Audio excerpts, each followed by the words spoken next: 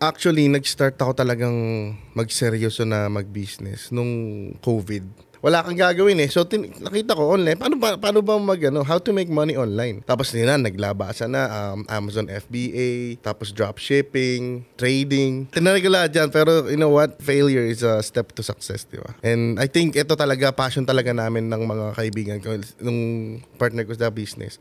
Kasi nung lumabas ang Supreme, gagawin namin, bibili kami nung pang-print na film lang Tapos paplansyahin namin para kunwari, may Supreme kami.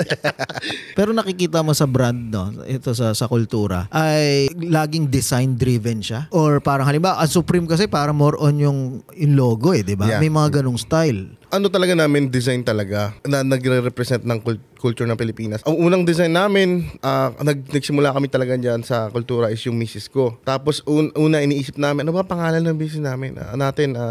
Sabi niya Makabayan daw. Di Makabayan, para hindi tatatak Di sabi ko, kultura na lang. Kumbaga, culture naman yung papakita na. Sa kultura lang. Una namin design, lapu-lapu. Kumbaga parang hip-hop style na lapu-lapu. Kaya lang limited edition siya. Kasi especially first drop, 30 pieces lang yung nilabas namin. Pero ubus agad siya. Talagang after a week, ubus agad siya. Kasi ang ganda ng silk screen print. Kasi marami din naghahanap ng minimalist Kasi nagagandahan sila sa quality ng shirt. Yeah. Ngayon, gusto lang nila, kahit kultura apparel lang, yun lang. Wala munang Or K lang. Di syempre, sunod kami sa gusto ng customers namin. So, naglabas kami. Lahat naman ng stock nyo, like, nabibenta nyo? Parang ganun. Sold out.